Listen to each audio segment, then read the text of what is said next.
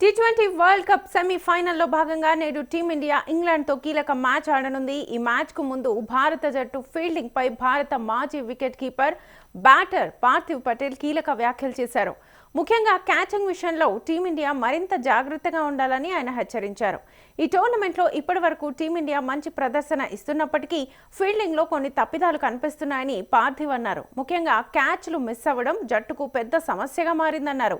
ఇప్పటివరకు జరిగిన 4 మ్యాచ్లలో భారత ఆటగాళ్లు మొత్తం 13 క్యాచ్లు వదిలేశారని గుర్తు చేశారు. దీనివల్ల టీమిండియా క్యాచింగ్ సక్సెస్ రేట్ 72.7% పడిపోయిందని గుర్తు చేశారు.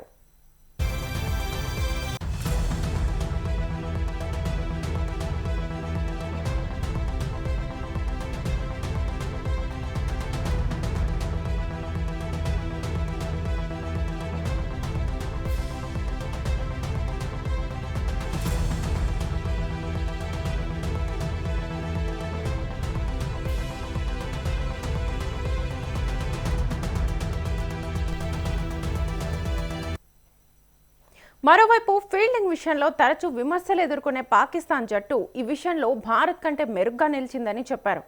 పాకిస్తాన్ జట్టు 83.3% క్యాచింగ్ సక్సెస్ రేట్తో మంచి ప్రదర్శన ఇస్తోందని వివరించారు.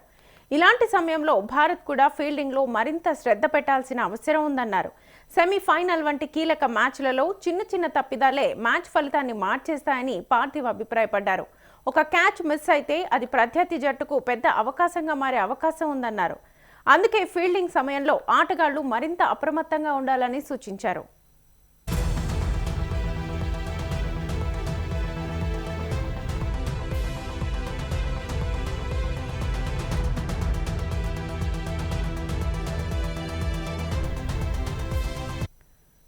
ప్రతిభ ఉన్న ఆటగాళ్లు చాలా మంది ఉంటారు, కానీ ఒత్తిడిని ఎదుర్కొని స్థిరంగా ఆడడం అంత సులభం కాదని పార్థివ్ వ్యాఖ్యానించారు.